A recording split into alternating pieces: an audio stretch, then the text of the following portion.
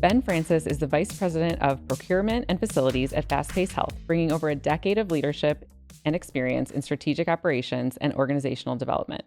He has a strong background in data analysis, project management, and building effective business plans that drive profitability and operational excellence. Welcome to DX the Podcast, Ben. Thank you. Really excited for this. Yeah. So what I love most about your perspective is that your entire career is not healthcare. You spent 13 years, is it? Yes, ma'am. Okay. In leadership at Dollar General. So that gives you this deep kind of frontline understanding of retail-minded customers, right? And now you bring that into your work at Fast Pace. So tell us some of the lessons from your time spent at Dollar General and how those have translated most directly into kind of shaping the way you make decisions in this urgent care industry. Really two different ways I look at it. One, like scale. Mhm. I learned a lot from being at Dollar General. When I left, we were at 13 to 14,000. They're at 22,000 stores today. Wow. Just it's massive. Yeah. And so every little decision you make gets multiplied to 13,000, 15, now 20,000 times. So it makes a huge impact. So you really think through every little thing, like the minutia that most people sometimes don't think through. And I say most people, a lot of people don't think through. Yeah.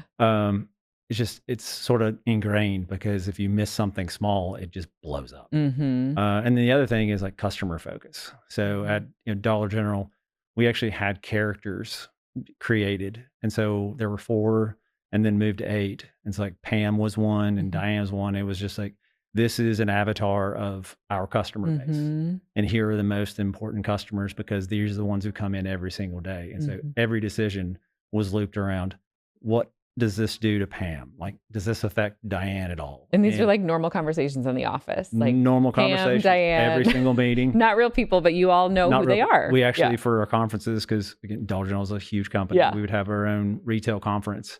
And they hired actors. And so there was a actual Pam. Oh, I love it. She would walk around the conference floors and like in our meetings, discuss her. And sometimes her picture would be up on screens. And so, yeah, But how cool is that to make it so real? Yes. Like this is the person we are doing our best every day to reach. Yeah. Pam's 45, single. Yeah. Got 3 kids. Like it's been 10 years now. Yeah. Still remember You still remember all of her details. Yeah, absolutely. I love that.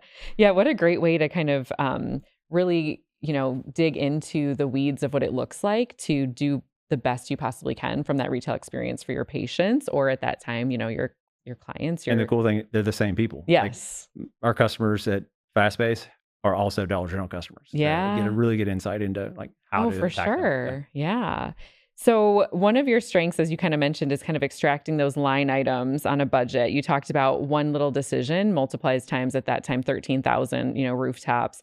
So when you're, extracting these line items on budget, cross-comparing them, you're kind of thinking about the Pam or the Diane in the situation. So let's get tactical because making decisions affects somebody, right? Any line item decision is going to affect somebody, whether it's the internal staff or the external facing kind of experience. So talk about a couple specific ways that urgent cares could think about like making opportunities to save dollars by those kind of line item approaches. But not compromise the patient experience. So tell me some of your thoughts around that. Yeah. So spend a lot of time thinking about this. Like, what can we do to reduce cost? Because we all know in urgent care, like margin erosion is a real thing. So what can we do to reduce costs without affecting the patient when they walk in the door? And so like one example, if anyone from my company hears this, I could get crucified, like trash bags. Sounds silly, but reducing trash bags and like changing from this trash bag to this trash bag doesn't sound like you're saving, 5 cents per bag. Doesn't sound like a whole lot of money until it adds up to $75,000 a year. Multiplication factor, and it has zero impact on the patient experience. And so sometimes there's some employee dissatisfaction and we have to work through that and make sure, is it worth that? $75,000 in trash bags, pretty, you go to a hospital, if you pull in the trash bags, they're not the best ones. They're not made by Glad. Right. And so we have to make sure that we provide what the employees need to provide the best patient care, but at the lowest cost humanly possible. So like trash bags are one. Another one, like doesn't impact the patient. You have to make sure the employees are good with it, is our gloves. And you don't think about it because like they're disposable, they're super cheap. how many pairs of gloves do you use per patient? Right. If you walk out of that room, how many times, like, each patient could use, like, not the patient themselves, obviously, Yeah. unless they're taking them, which, Right. by the way, they do. Yeah. Yeah, at least 3 to 4 pairs sometimes.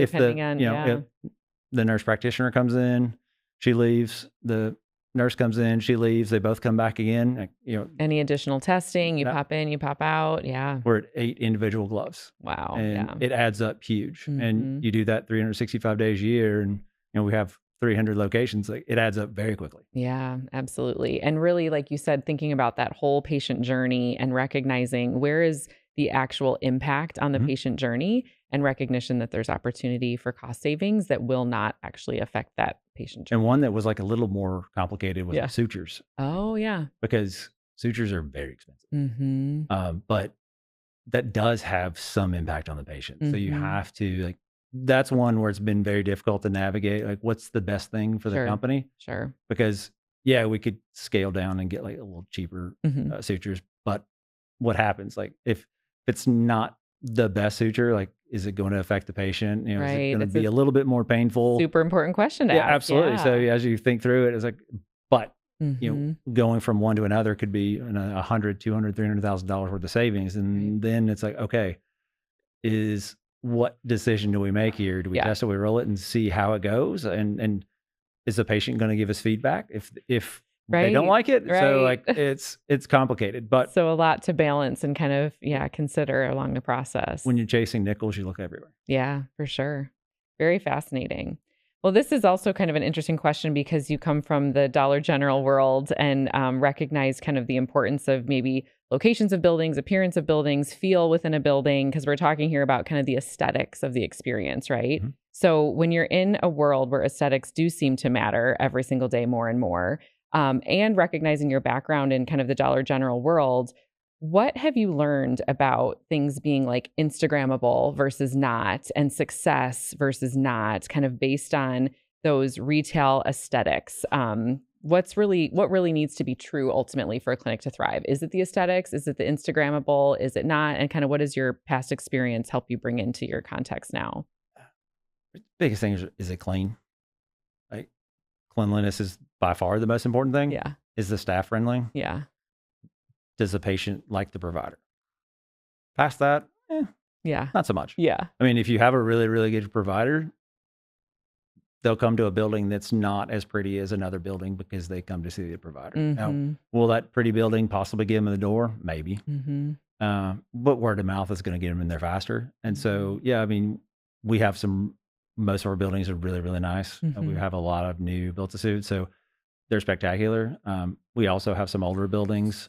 We have some strip malls, Mhm. and oftentimes our buildings that aren't as nice or our strip mall locations The most do successful. just as well. Yeah. Yeah, and same thing. The previous company, our 10 best clinic or 10 best stores, probably the 10 worst looking by So far. fascinating. Yeah, Yeah. and it's just like a little tidbit. Cal Turner who's the founder of Dollar General, had this dissipated right when I got there, but there was like a Cal zone Oh. because he was older in his life and didn't like to travel that much. Uh-huh. But he always thought if you renovated and you spent a lot of money in the building, it wasn't showing the customer the value. Okay. And so no projects whatsoever could ever be done within like a 50 to 100-mile radius of Scottsville, Kentucky, where he lived. Wow. So, we couldn't replace the light bulbs. Like, if we wanted to go do like a refresh, and I couldn't do any there because if he saw that we were spending money Uh-huh. on making the building look nice, that we were wasting the patient's or the customer. I get Yeah. confused a Yeah. lot. Yeah. The customer's money, because every dollar we're spending on that, the customer doesn't care about. They care about what is in their wallet. Yeah. And so if we're spending that money, it's got to come from somewhere, right? It's always going to come from the customer. Very interesting. And as we think about the healthcare landscape at large,